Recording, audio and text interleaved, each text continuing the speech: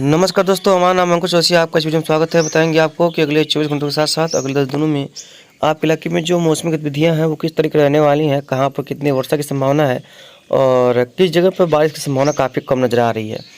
तो दोस्तों देखेंगे कि एक सिस्टम जो है वो अरब सागर में बना हुआ है, वो साइक्लोन बना हुआ था। हालांकि इस समय फ़िलहाल कमज़ोर पड़ गया है, यानी कि चक्रवाती तूफान की वजह से जो था वो कमज़ोर पड़ चुका है। जस्ट इमेजिन करेंगे, इसी हिसाब से देखेंगे तो एक सिस्टम जो है वो हल्का एंटी साइक्लोन, ये देख पाएंगे बहुत छोटा तौर पे या हाई प्रेशर कह सकते हैं एरिया, ये जो है वो पूर्वी मध्य प्रदेश के ऊपर बना हुआ है। तो यहाँ पर देख पाएंगे एक छोटा सा सिस्टम जो है यहाँ पर देख पाएंगे, कह सकते हैं कि पूर्वी बिहार पर बना हुआ है। सॉरी, एंटी साइक्लोन यहाँ पर बना हुआ है और एक सिस्टम यहाँ पर बना हुआ है। तो इसकी वजह से क्या हो रहा है, कई इलाकों में काफ़ी अच्छी खासी बरसात हो रही है और कुछ इलाकों में बारिश की गतिविधियाँ काफ़ी बेहतरीन हो रही हैं, जिसकी वजह से लोगों को दिक्कतों का सामना भी करना पड़ रहा है। क्योंकि अब अक्टूबर का महीना चल रहा है और आज अक्टूबर का 6 दिन बीत गया। लगभग आज 6 दिन मान के चलिए बीत ही गया, क्योंकि अब आज 6 है तो आज का दिन चालू हो गया है, तो ये बीत ही जाएगा। उसके बाद बात करें तो अब 8 या 9 तारीख से मानसून जो है वो तेज़ी से पीछे हटना शुरू होगा, यानी कि तेज़ी से विड्रॉ होना शुरू होगा। पूरा झट से ना पूरे क्षेत्र से ये मानसून की जो विदाई है वो हो जाने की संभावना रहेगी, यानी कि बहुत तेज़ी से मानसून की जो विदाई है वो देखने को मिल सकता है इस बार, और काफ़ी तगड़ा मानसून जो है वो हटेगा, ऐसा लग रहा है। क्या है कि आज एक काफ़ी स्ट्रॉन्ग वेस्टर्न डिस्टर्बेंस, जैसा कि पहले बताया गया था, काफ़ी एक स्ट्रॉन्ग वेस्टर्न डिस्टर्बेंस अप्रोच किया है और साथ साथ में ये सिस्टम जो है ये अरब सागर से नमी भरपूर पहुंचा रहा है उत्तर भारत में। तो उत्तर भारत में कई इलाकों में आज और कल तक 7 तारीख तक कई इलाकों में भारी बारिश की संभावना है, यानी कि कई इलाकों में काफ़ी बेहतरीन वर्षा हो सकती है, जिसकी वजह से यहाँ पर दिक्कतों का सामना करना पड़ सकता है। यहाँ पर काफ़ी स्ट्रॉन्ग कंडीशंस जो हैं वो बारिश की देखने को मिल सकती हैं।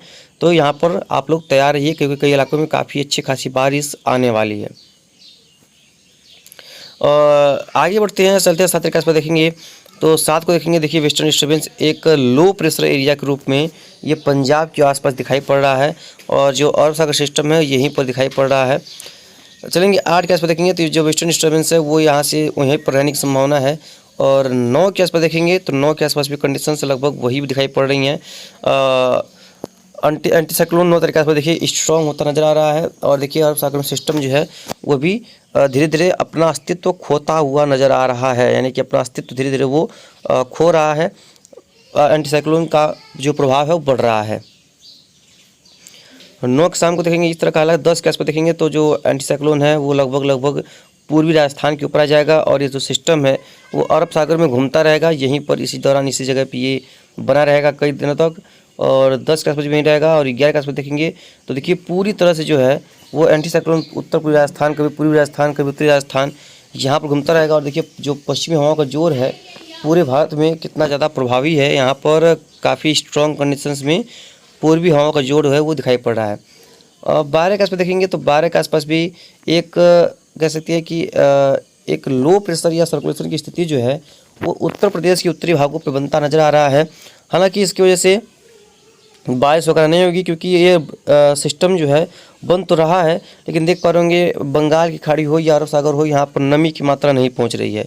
ये सूखी हवाएं जो है इसको यहाँ पर बना रही हैं, लेकिन ये नमी की मात्रा नहीं है, तो जिसकी वजह से ये वर्षा गतिविधियों में कुछ भी यहाँ पर बढ़ोतरी दर्ज की नहीं जाएगी। 13 का कंडीशन वही रहेगा और देखिए तो वहाँ पर सिस्टम तो रहेगा, लेकिन इससे बारिश वगैरह नहीं होगी।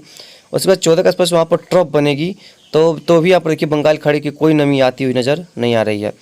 15 के आसपास भी जहाँ पर ट्रफ बनेगा कोई दिक्कत नहीं है। 16 के आसपास भी सर्कुलेशन ही है जो है काफ़ी स्ट्रॉन्ग दिखाई दे रहा है। दो सर्कुलेशन है, एक बिहार पे, एक पूर्वी उत्तर प्रदेश पे, लेकिन कोई मतलब नहीं है, क्योंकि यहाँ पर जो है वो देखिए एक लो प्रेशर स्थिति जैसा जो है यहाँ पर बनता नज़र आ रहा है, यानी कि एक स्ट्रॉन्ग कंडीशंस है जो है यहाँ पर काफ़ी स्ट्रॉन्ग वर्टेक्स जो है बनता नज़र आ रहा है। लेकिन आप देख पा रहे होंगे कोई भी बिल्कुल भी जो हवा है वो बंगाल खाड़ी से नहीं आ रही, तो ये सूखी सर्कुलेशन होंगे, जिसकी वजह से यहाँ पर वर्षा देखने को नहीं मिलेगी। सर्कुलेशन 19-20 तारीख के आसपास भी बना रहेगा, उसके बाद पश्चिमी दिशा में आगे बढ़ जाने की संभावना है। बाकी इस तरह की गतिविधियाँ देखने को मिलती रहेंगी और फिलहाल तो कोई साइक्लोन जैसी स्थिति बनती नज़र नहीं आ रही है। हालांकि अरब सागर में साइक्लोन शक्ति जो है वो बना हुआ था और कमज़ोर हो चुका है। वेरी सीवियर साइक्लोन तक भी बना था, गंभीर चक्रवाती तूफान तक गया था। आखिरकार इस सीज़न का पहला चक्रवाती तूफान बन ही गया, लेकिन भले ही वो तट से भारत के दूर रहा और ओमान के तट से भी बहुत ज़्यादा करीब नहीं रहा है, किसी भी क्षेत्रों पे इसका प्रभाव नहीं रहा है, लेकिन आखिर बना तो। और साथ कस्बे देखेंगे तो सिस्टम इसी तरह का है। ये जेफएस मॉडल्स है, जेफएस मॉडल का देख पाएंगे। 9 कस्बे देखेंगे तो जो एंटी साइक्लोन है वो हावी होने वाला है, प्रभावी होने वाला है, जिसकी वजह से जो भी क्लाउड वगैरह होंगे, जो भी बादल वगैरह होंगे, आसमान से पूरी तरह से हटने की संभावना है। और 14 तारीख तक या 15 तारीख तक, 15 अक्टूबर तक जो है मानसून पूरी तरह से अपनी रास्ते वापसी करने की पूरी संभावना है, तो तैयार रहिएगा। अब सुबह शाम हल्की हल्की ठंड जो है महसूस होने की संभावना रहेगी, क्योंकि जब पश्चिमी हवाएं चलने लगती हैं, मानसून लौट जाता है, तो क्या होता है कि जो ठंडी ठंडी हवाएं हैं वो चलने लगती हैं। और देखिए 12 तारीख के आसपास भी वही कंडीशंस हैं, कोई लो प्रेशर एरिया नहीं, कोई सिस्टम नहीं, लेकिन ये दिखा रहा है बंगाल खाड़ी में 13 तारीख के आसपास एक नया सिस्टम बन रहा है, लेकिन ये तमिलनाडु की कोस्ट की तरफ बढ़ेगा, क्योंकि इस समय जो भी सिस्टम बनते हैं वो तमिलनाडु के कोस्ट की तरफ ही बढ़ते हैं। तो इस तरह की गतिविधियाँ जरूर से देखने को मिल सकता है। और 16 का देखेंगे तो देखिए एक जो सर्कुलेशन है, ये तो भाई एंटी साइक्लोन दिखा रहा है। 17 तारीख पर देखेंगे तो कोई भी सिस्टम जो है अब बढ़ेगा तो तमिलनाडु की तरफ ही बढ़ने की संभावना है। जैसे तमिलनाडु, पुडुचेरी, केरला वगैरह की तरफ जो है ये पहुंचेंगे, स्ट्रांग होंगे। लेकिन अब जो है वो साइक्लोन बनने की जो सीज़न है वो चालू तो है, लेकिन साइक्लोन बनने की संभावना फिलहाल दिखाई नहीं पड़ा है, कोई साइक्लोन वगैरह नज़र नहीं आ रहा है।